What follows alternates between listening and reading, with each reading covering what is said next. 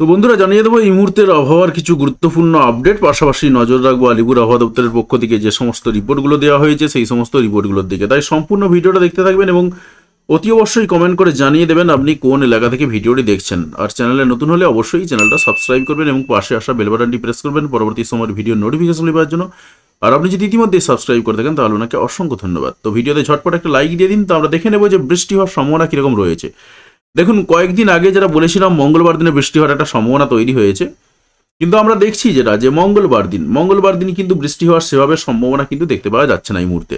তবে একেবারে যে সম্ভাবনা নেই তাও নয়, কিন্তু আমরা যদি দেখি খুঁজে খুঁজে ওই 2-1 মিলিমিটার টুকটাক বৃষ্টিপাত একটু একটু হবে, অর্থাৎ একেবারে গুঁড়ি গুঁড়ি বৃষ্টিপাতের সম্ভাবনা একটা রয়েছে। গোটা পশ্চিমবঙ্গ জুড়ে দেখতেই পাচ্ছেন বিভিন্ন জায়গাতে ছড়িয়ে ছিটিয়ে একদম সামান্য পরিমাণে একটা বৃষ্টিপাত হবে, অর্থাৎ যে বৃষ্টিপাতটা ধরার পর্যায়ে পড়ে না। তবে বৃষ্টিপাত যেখানে হচ্ছে সেটা কিন্তু বিশাখাপত্তনমের দিকে এবং ভুবনেশ্বরের দিক থেকে, ওটা তো গোটা উড়িষ্যার অনেকটা এলাকা জুড়ে সমুদ্রগুলোবর্তী এলাকা, পাশাপাশি আমরা পাচ্ছি যেটা অন্ধ্রপ্রদেশের দিক থেকে বৃষ্টিপাতটা পাচ্ছি। বাকি অন্যান্য এলাকায় কোথাও বৃষ্টিপাত নেই। এবং মঙ্গলবার দিনে শুধু নয়, মঙ্গলবার দিনের সঙ্গে সঙ্গে আমি যদি আমরা বুধবার পৌঁছে যাই, বুধবারেও পরিস্থিতিটা একই রকম। পশ্চিমবঙ্গের দিক দিয়ে যদি আমরা তাকাই, পশ্চিমবঙ্গে বৃষ্টিপাতটা সামান্য গুঁড়ি গুঁড়ি ছিটে ফোটা বৃষ্টিপাত 2-1 পশলা 2-1টা জায়গাতে হতে পারে, আর কিন্তু কোথাও খুব একটা বৃষ্টিপাত দেখতে পাওয়া যাচ্ছে না। উত্তরবঙ্গে যদি তাকাই আমরা, দার্জিলিংয়ে একটু একটু বৃষ্টিপাত পাচ্ছি, এছাড়া কিন্তু কিছু বৃষ্টিপাত নেই কোথাও। শুধুমাত্র দার্জিলিংয়ে 2-1টা জায়গাতে একটু একটু বৃষ্টিপাত হতে পারে, আর বাকি কোথাও কিন্তু বৃষ্টিপাত সেভাবে নেই।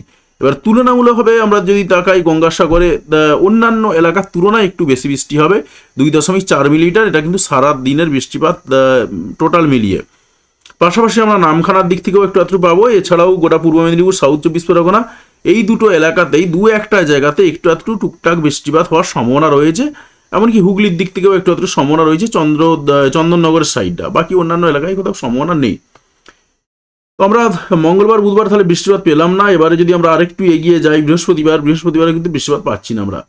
একটু টেনে বাড়িয়ে দিয়ে দেখে নেবো যে কোথাও কোনো রকম বৃষ্টিপাত রয়েছে কিনা। কয়েকদিনের মধ্যে বৃষ্টিপাত কয়েকটা জায়গাতে আশা করা যায়, সম্ভাবনা রয়েছে। সিউড়ির দিক থেকে বা বীরভূমের সাইডে, দুর্গাপুরের সাইডে সম্ভাবনা রয়েছে দেখা যাচ্ছে। আর খুব একটা কোথাও সম্ভাবনা দেখতে পাওয়া যাচ্ছে না। তবে সেটা পরবর্তীকালে আমরা তাকাবো। আপাতত যেহেতু 2 দিন বৃষ্টিপাত নেই, তাই আমরা আর দেখছি না এই জায়গাটা। কারণ এই বৃষ্টিপাতে যেটা দেখছি সেটা কিন্তু পরিবর্তন হলে হতে পারে। নিম্নচাপের দিকে তাকাবো, নিম্নচাপটা ঠিক কোথায় রয়েছে।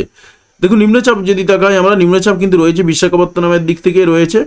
বিশাখাপত্তনম থেকে শুরু করে চেন্নাই, এই এলাকাটা জুড়েই কিন্তু নিম্নচাপ রয়েছে। বাকি অন্যান্য কোথাও খুব একটা নিম্নচাপ পাওয়া যাচ্ছে না। অর্থাৎ পশ্চিমবঙ্গের দিক দিয়ে যদি আমরা তাকাই বা অন্যান্য এলাকা চট্টগ্রামের দিক দিয়ে তাকাই, সেখানে কিন্তু পাওয়া যাচ্ছে না নিম্নচাপ। একটু একটু সামান্য ছিটেফোঁটার নিম্নচাপ, পুরোটাই কিন্তু গোটা বঙ্গোপসাগর জুড়েই নিম্নচাপটা রয়েছে। তবে ভারতবর্ষের দক্ষিণের দিকে রাজ্যগুলোতে সবথেকে বেশি নিম্নচাপের সম্ভাবনা রয়েছে। দক্ষিণ বলবো না, ঠিক দক্ষিণ পূর্ব দিকের এলাকাগুলোতে। বাকি অন্যান্য কোথাও খুব একটা নিম্নচাপের সম্ভাবনা কিন্তু দেখতে পাওয়া যাচ্ছে না। ঠান্ডা যেরকম একটা জোরদার পড়ে যাওয়ার মোটামুটি একটা বোঝা গিয়েছিল যে ঠান্ডা পড়ে যেতে পারে, তুলনামূলকভাবে কিন্তু ঠান্ডা সেই রকমভাবে পড়েনি। তো আমরা দেখবো যে ঠান্ডার পড়ার কোনো রকম সম্ভাবনা রয়েছে কিনা। আমরা একটু বৃষ্টিপাতের মোড়ে চলে যাচ্ছি, দেখবো যে কি সম্ভাবনা রয়েছে। বৃষ্টিপাতের মোড়ে যদি চলে যায়, সেখানে দেখা যাচ্ছে বারেলি, আগ্রা, এই সমস্ত এলাকা, ভোপালের দিকে বৃষ্টিপাত রয়েছে। বিশাখাপত্তনমের সাইডে আমরা বৃষ্টিপাত পাচ্ছি। অর্থাৎ পশ্চিমবঙ্গের দিকে যদি আমরা তাকাই, সেখানে কিন্তু বৃষ্টিপাত সেভাবে পাওয়া যাচ্ছে না। এবার দেখুন, মঙ্গলবার দিনে সন্ধ্যে 6টা নাগাদ 2-1টা জায়গাতে বৃষ্টিপাত রয়েছে।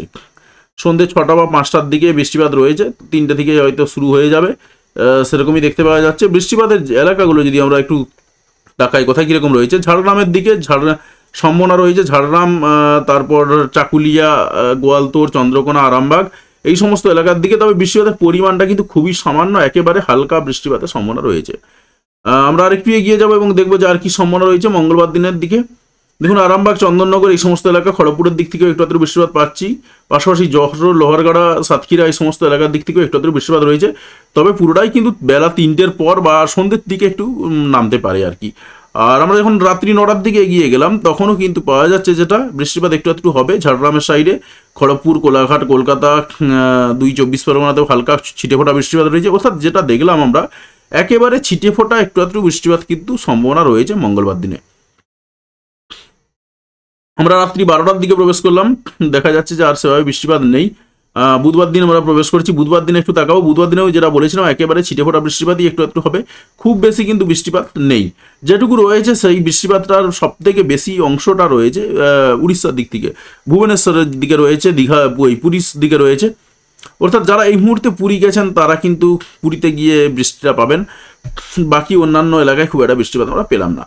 বুধবার দিনে ওভারঅল পশ্চিমবঙ্গে, দক্ষিণবঙ্গে এবং মঙ্গলবার দিনের দিক মতনই বৃষ্টিপাত রয়েছে, একেবারে দু এক পশলা বৃষ্টিপাত দু একটা জায়গাতে হবে, এছাড়া কিন্তু বৃষ্টিপাত দেখতে পাওয়া যাচ্ছে না। তো আপাতত রোদ ঝলমলে আবহাওয়া থাকবে কিনা সেদিকে একটু নজর রাখবো, যে কীরকম স্যাটেলাইট চিত্র আমরা একটু দেখে নেবো। যে প্রথমে স্যাটেলাইট চিত্র কী রয়েছে। স্যাটেলাইট চিত্র অনুসারে দেখা যাচ্ছে পশ্চিমবঙ্গের আকাশ পরিষ্কার পরিচ্ছন্ন রয়েছে, উত্তরবঙ্গেও একই রকম অবস্থা। পাশাপাশি যদি আমরা ত্রিপুরার দিকে দেখাই সেখানেও একই রকম অবস্থা। চট্টগ্রাম, খুলনা, বরিশাল, ঢাকা, ময়মনসিংহ এই সমস্ত এলাকা, রংপুরের দিক থেকেও দেখা যাচ্ছে একদম পরিষ্কার পরিচ্ছন্ন আকাশ। আমরা একটু দেখবো যে মেঘ কীরকম কী রয়েছে বা মেঘলা আকাশ যাবে কিনা। আমরা দেখছি যেটা যে আজকে তো পরিষ্কার পরিচ্ছন্ন আকাশই দেখা যাচ্ছে।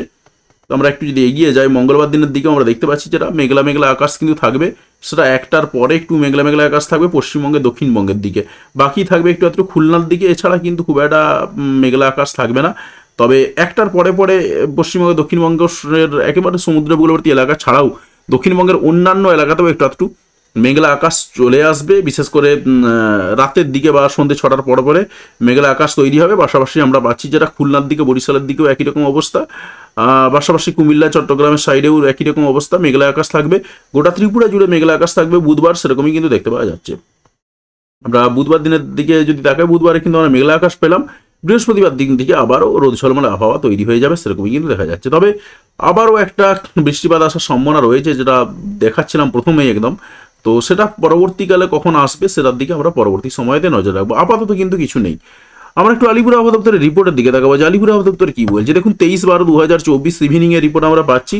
ইভিনিংয়ের রিপোর্ট অনুসারে কলকাতা সহ দক্ষিণবঙ্গের আকাশ কিন্তু আমরা একদম শুষ্ক শুকনো পাচ্ছি, অর্থাৎ যেটা বলা হচ্ছে যে বৃষ্টিপাতের কোনো রকম সম্ভাবনা কিন্তু দেখা যাচ্ছে না। যদিও আমরা উইন্ডিতে দেখলাম হালকা গুড়ি ছিটেফোঁটা দু এক পশলা বৃষ্টিপাত হলেও হতে পারে, সেই সম্ভাবনা তৈরি হয়ে রয়েছে। সতর্কতার দিকে যদি আমরা তাকাই, সতর্কতা কিন্তু কোথাও পাবো না, একদম পুরোপুরি শুষ্ক শুকনো হাওয়া পাচ্ছি, আর একটু কুয়াশা পড়বে, এছাড়া কিছু নেই, সতর্কতা কিছু নেই। সতর্কতা দেখুন, সতর্কতা কুয়াশার সতর্কতাও নেই, অর্থাৎ হালকা কুয়াশা পড়বে। আমরা যদি উত্তরবঙ্গের দিকে তাকাই, উত্তরবঙ্গে কি রয়েছে দেখুন, উত্তরবঙ্গেও কিন্তু আমরা পাচ্ছি পুরোপুরি শুষ্ক শুকনো আবহাওয়া। তবে দার্জিলিংয়ের দিক থেকে আমরা যেটা পাচ্ছি 25 তারিখে একটু বৃষ্টিপাত হতে পারে, তার সঙ্গে সঙ্গে বৃষ্টিপাত এবং স্নোফল হতে পারে। শুধুমাত্র দার্জিলিংটাই রয়েছে, বাকি অন্যান্য এলাকা পুরো শুষ্ক শুকনো আবহাওয়া আমরা পেয়ে যাচ্ছি, কোথাও কিন্তু কিচ্ছু নেই। আর সতর্কতার দিকে যদি তাকায়, সতর্কতাও সেরকম কিছু নেই। দার্জিলিং, জলপাইগুড়ি, তার সঙ্গে সঙ্গে কোচবিহার, আলিপুরদুয়ার, মালদা এই কয়েকটা জেলাতে কুয়াশার সতর্কতা জারি করা রয়েছে, এছাড়া কিন্তু আর কোনো রকম সতর্কতা দেওয়ার নেই।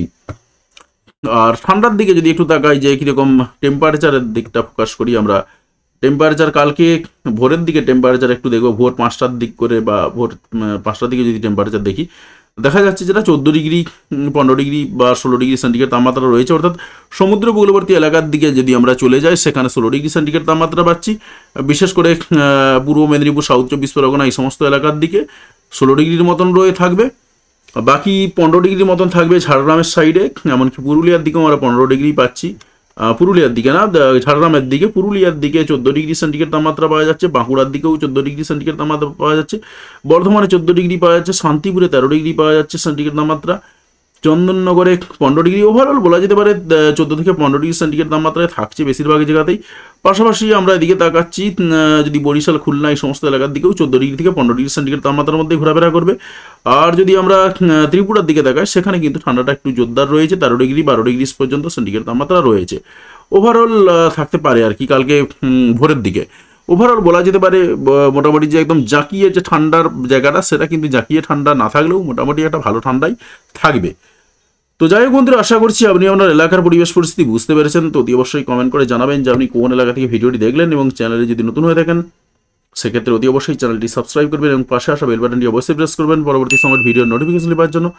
আর আপনি যদি ইতিমধ্যে সাবস্ক্রাইব করে থাকেন তাহলে আপনাকে অসংখ্য ধন্যবাদ। অবশ্যই ভিডিওতে লাইক দিয়ে আমাদের উৎসাহ বাড়াবেন এবং বন্ধুদের সঙ্গে ভিডিওগুলি শেয়ার করতে কোনোভাবেই ভুলবেন না। ভিডিওটি দেখার জন্য আপনাকে অসংখ্য ধন্যবাদ।